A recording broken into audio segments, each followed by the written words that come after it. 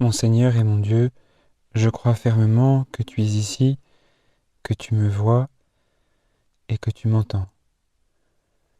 Je t'adore avec profonde révérence. Je te demande le pardon de mes péchés et la grâce de faire avec profit ce moment de prière. Marie, ma Mère Immaculée, Saint Joseph, mon Père et Seigneur, mon ange gardien, intercédez pour moi. En préparant la méditation de ce jour sur l'évangile d'aujourd'hui, qu'on appelle habituellement souvent l'évangile de Marthe et Marie, et on le verra en le commentant, je me disais, mais il me semble avoir déjà commenté cet évangile, non pas plusieurs fois, parce qu'en effet, comme prêtre, eh bien, tous les ans les évangiles reviennent, et comme on peut prêcher tous les jours en paroisse, eh bien, on les commente régulièrement, mais il me semblait, en regardant, ensuite j'ai vérifié que c'était le cas, il me semblait que l'avoir déjà médité sur les 10 minutes avec Jésus. Oui, en effet, il y a peu de temps, on a fêté les 1 an de 10 minutes avec Jésus, et donc on retrouve des évangiles qu'on a déjà médités. Et il se trouve que ton serviteur, eh bien, c'est lui qui a prêché la méditation sur cet évangile l'an dernier. Et on peut se dire, alors quoi de nouveau à dire? Quoi de nouveau à entendre? Eh bien, la réponse à cette question se trouve justement dans l'évangile d'aujourd'hui. L'évangile d'aujourd'hui, pour le résumer brièvement, raconte l'histoire de 2 sœurs et un ami et sa bande de copains. Et donc, ces 2 sœurs, il y en a, comme toujours dans une famille, une qui en fait plus que l'autre. Jésus qui vient avec ses amis, est accueilli par ces 2 sœurs-là. Il y en a une qui fait le service et l'autre qui est au pied de Jésus et qui l'écoute. Et Jésus se laisse servir par Marthe, mais en même temps, on imagine, devait dire des choses assez extraordinaires, et Marie est complètement éblouie par Jésus. Et quand Marthe le reprend pour lui dire, mais regarde, tu vois, ma sœur me laisse tout faire, on pourrait se dire, Jésus, il va corriger la situation.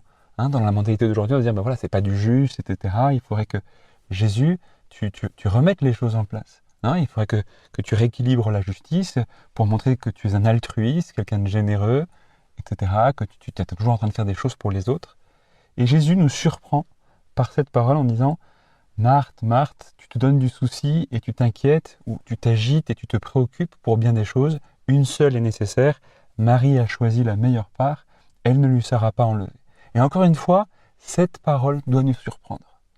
Tu vois, l'évangile, c'est une bonne nouvelle. Et donc, le principe d'une bonne nouvelle, c'est que non seulement elle est bonne, mais qu'elle est nouvelle. Et encore une fois, aujourd'hui, on fait l'expérience qu'il y a quelque chose de nouveau. Que le Seigneur veut nous faire entendre l'évangile à nouveau frais. Et encore une fois, il nous montre comme exemple Marie, il te le montre à toi et à moi. À moi qui, encore une fois, médite dessus avec toi. À toi qui, encore une fois, médite dessus avec moi. Eh bien, il nous montre que l'unique attitude nécessaire, c'est celle de Marie. C'est celle de continuer à écouter Jésus. Et ce qui est extraordinaire avec toi, Seigneur, c'est que quand tu dis des choses, tu peux les répéter, et pourtant, pour nous, elles n'ont pas le goût de la répétition. Pourtant, pour nous, elles n'ont pas le goût de quelque chose de déjà vu. C'est le déjà vu, non? Non, elles ont un goût en même temps si ancien, parce que de fait, on l'a déjà entendu, mais en même temps toujours nouveau. C'est toujours nouveau. Comment arriver à bien expliquer cela? Prenons l'exemple des arbres. Le soleil, la lumière du jour, nourrit leurs feuilles pour que ça grandisse. Et puis, la pluie permet de nourrir leurs racines. Et donc, dans un cycle que le Créateur, toi Seigneur, Créateur du ciel et de la terre, a bien fait, tu ne cesses de faire grandir les arbres par cette répétition de pluie. Et pourtant, la pluie, ils en ont déjà reçu. Mais ils ont encore besoin d'en recevoir. Et un grand arbre ne reçoit pas de la même façon la pluie qu'un petit arbre. Et pourtant, les deux en ont besoin. Encore plus pour une petite rose. Encore plus pour une petite fleur que nous sommes, toi et moi, nous sommes comme les fleurs des champs. Regardez les lys des champs, ils ne tissent, ils ne filent, dit le Seigneur dans l'Évangile. Et pourtant, votre Père les nourrit chaque jour comme ils en ont besoin. Alors ne vous préoccupez pas pour le lendemain, homme de peu de foi, car votre Père du ciel sait de quoi vous avez besoin, il sait vous nourrir. Eh bien, c'est ainsi. Le Seigneur, tous les jours dans l'Évangile, te nourrit, te donne ce dont tu as besoin pour chaque jour.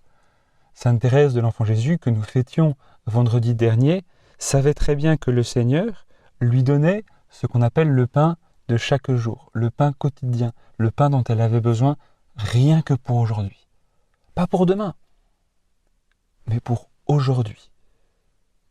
Et elle, dans une confiance extraordinaire, savait que son Père lui donnait ce dont elle avait besoin. Et donc elle attendait, comme un enfant dans les bras de sa mère, comme un chien au pied de son maître, comme une rose qui sait que le jardinier va en prendre soin. Elle attendait que, comme un enfant, sa mère lui donne le lait, comme un chien que son maître lui donne la nourriture, comme une fleur que le jardinier vienne l'arroser. Eh bien, voilà ce que le Seigneur veut te dire à toi, voilà ce que le Seigneur veut me dire à moi, et voilà ce qu'il veut dire au monde entier, mais de façon encore nouvelle, parce que toi et moi, on a encore besoin de l'entendre, parce que nous sommes toujours préoccupés par demain, par ce qu'on va faire aujourd'hui. Et tu te réveilles le matin et sous la douche déjà tu penses à tes préoccupations, et qui sont probablement très bonnes, à ton travail, à tes amis, à tes enfants, à ton mari, à ta femme, à tes parents, à toutes les choses qui te préoccupent et qui te tracassent. Mettons que tu as une conférence à donner dans la journée. Mettons que tu as un examen à passer dans la journée. Mettons que tu as un rendez-vous important avec une personne que tu aimes et tu te demandes un peu comment ça va se passer. Eh bien, tout cela, ça te préoccupe, ça te travaille, ça t'habite. Tu vois, l'autre jour, je donnais avec des amis une table ronde. Bien forcément, tu es un peu préoccupé par ça. Et tu te demandes comment est-ce que tu vas le dire, comment est-ce que tu vas arriver à faire comprendre aux gens le message que tu veux leur faire passer, sans essayer de leur donner des leçons, etc. Donc, c'est toujours un équilibre à trouver. Eh bien, le risque, c'est dès le matin de partir dans cette espèce de machine à laver, d'agitation, de préoccupation, de soucis, etc. Et te dire, mais comment je vais m'en sortir? Et au fait, tu peux dire tout simplement, mais non, en fait, la seule chose qui compte le matin, c'est d'écouter la parole de Dieu, d'écouter le Verbe qui me crée à chaque instant. Parce que si le soleil et la pluie nourrissent les arbres et les fleurs, et que les oiseaux du ciel ont de quoi manger, et que chaque chose est nourrie par le Seigneur, combien plus toi et moi nous sommes créés à chaque instant par notre Père, qui nous aime infiniment plus qu'on ne peut l'imaginer, et qui est toujours présent avec nous. Eh bien, c'est ça, c'est demander au Seigneur cette grâce et essayer de la vivre petitement, humblement, pauvrement, quand on est préoccupé, d'entendre la parole du Seigneur qui te dit que la lumière soit. Il te crée à ce moment-là. Repense aux paroles de l'Évangile qui t'ont le plus marqué. C'est important d'avoir dans un carnet, dans un coin, noté quelque part, les paroles de l'Évangile qui nous ont le plus marqué.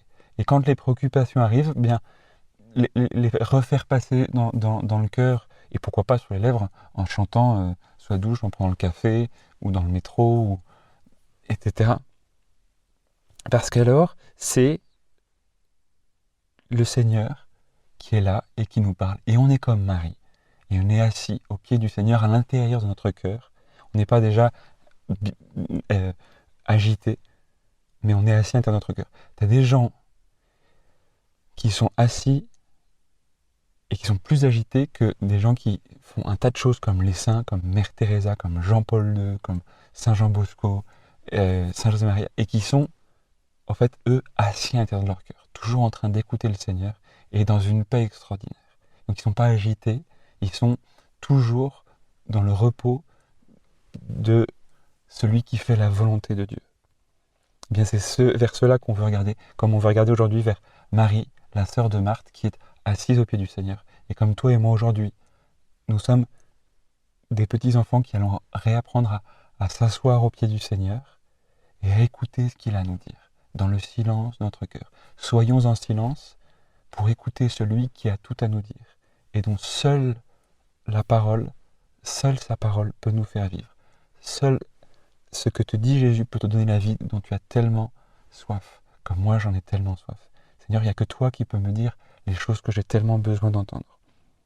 Et je me tiendrai aujourd'hui avec la grâce, l'intercession de la très sainte Vierge Marie, dans ce mois du rosaire, assis à tes pieds, et j'écouterai toutes les choses merveilleuses que tu vas me dire. Et je découvrirai dans la journée, en un tas d'occasions, que tu me parles à chaque instant de la journée, dans les choses les plus ordinaires, les événements, la création, les autres, moi-même.